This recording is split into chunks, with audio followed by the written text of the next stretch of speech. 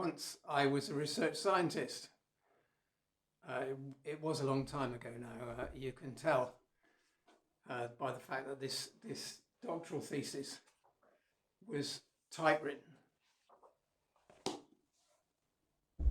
But I was privileged. I was privileged to work in a world-class laboratory headed up by a Nobel Prize winner. My own work was of no particular significance, but perhaps, like most scientists, it added a little bit to that whole body of knowledge that we call science. And I came to respect that. I came to respect science as the foundation of a society, something to which a society had to refer. And so when climate change and the environmental crisis in general began to dawn on us and was proved by science, so I expected the society to respond clearly and decisively. How wrong I was. In the decades that have followed, we've fumbled, we've made half-hearted promises, and we've failed to deliver even on those. And the general public seem strangely silent about this problem. It's like a gag has been put across our mouths. What's going on? We clearly can respond to science and to an emergency. We did it during COVID. We listened avidly to the scientists. We submitted to a lockdown while a vaccine was prepared, and we got through it. But then COVID is different from the environmental crisis, isn't it? COVID was very evident. Our hospitals were full, people were dying, we were personally threatened, and it was all now. The environmental crisis is complex. It's going to happen over a period, and it may affect more our children and our grandchildren than us. It may impact the poorest parts of the world most. And it won't be solved by a vaccine. So we have a problem. We have science telling us something, we're not responding.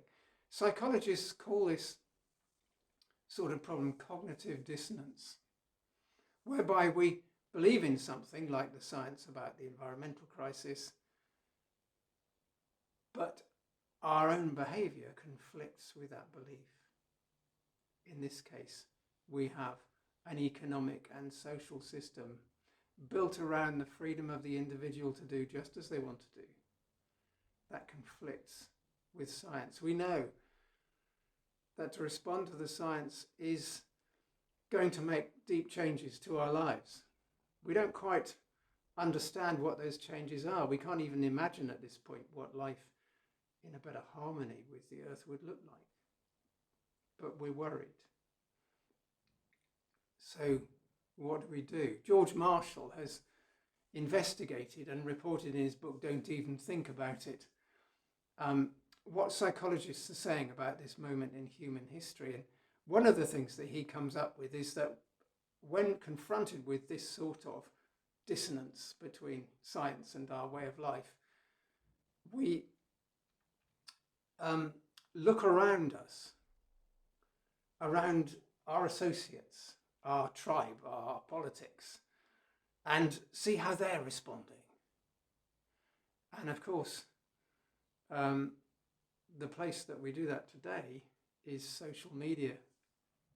There we might search and find that the oil companies and the fossil fuel companies, or it might be a hidden form of them, but their propaganda is teaching us to doubt the science. And that's what they did for decades to start with. Or more recently, they're pretending that they are responding while at the same time extracting as much oil and gas as they possibly can. Or even more worriedly, we might start to embrace a conspiracy theory social media is proliferating conspiracy theories like QAnon or the anti-vax movement. Well, it's also got conspiracy theories about the environmental crisis. Social media is a strange new phenomenon. We've always had mass hysteria. Crowds have always been have the potential for mass hysteria. But today, social media has added flames to that, fuel to that fire, as individuals are able to extract and search for supposed evidence, but usually completely untested evidence, use pseudoscientific language and construct conspiracy theories which create mass hysteria. Very serious problem for our society at the moment, and particularly in our response to the environmental crisis. In this year of 2023, there were some extraordinary and terrible wildfires on Hawaii. And social media put it about with pictures that this was all started by a laser from the sky. And so it must be some sinister force behind it all. It was, of course, nonsense, and was to distract from the real reasons for the Hawaii wildfires, which were almost certainly a combination of climate change with the proliferation of non-native grasses that are susceptible to combustion on those islands. So, terribly subject to conspiracy theories. Perhaps, well, not all of us.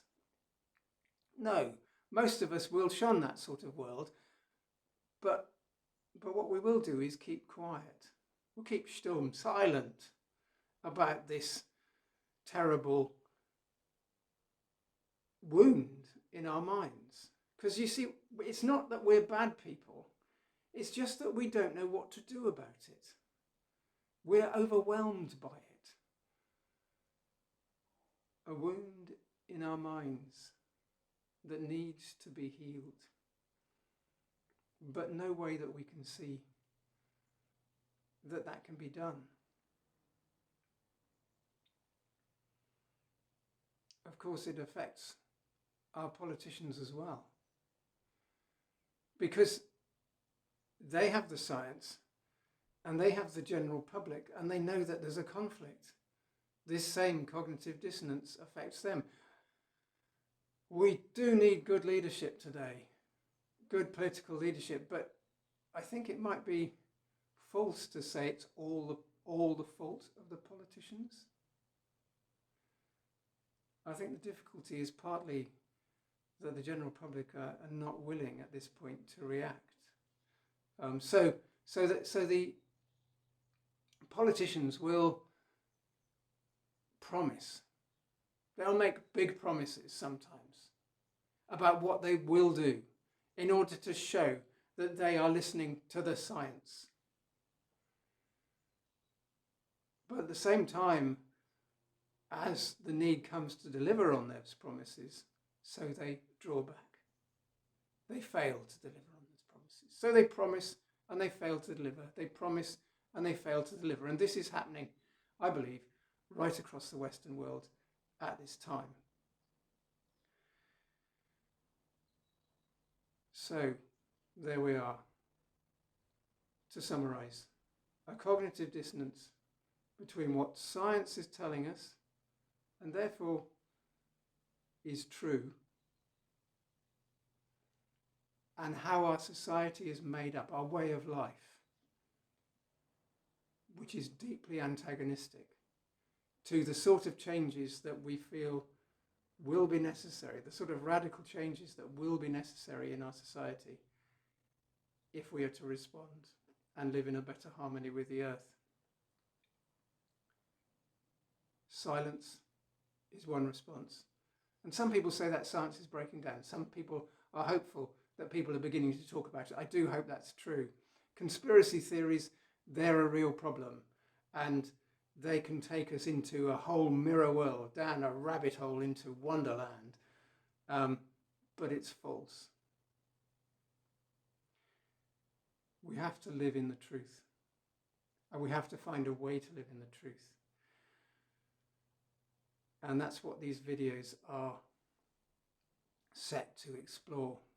We have one more in this series, which is really setting out the problem, and then I hope to begin to explore other avenues. I don't want to say that we're going to present the answers, because I think it's too complex. But I do think we can begin to explore some quite new approaches to this most basic problem which is bearing down upon us, and that we will do in the videos to come. So next time, the project of the self. Look forward to that. If you would like to explore more about conspiracy theories, I recommend Naomi Klein's book Doppelganger, which talks about this mirror world that we're creating, a fantasy world which uproots myth and meaning. See for yourself. Please subscribe if you would like to. Check out the other videos in this series, and I'll see you soon.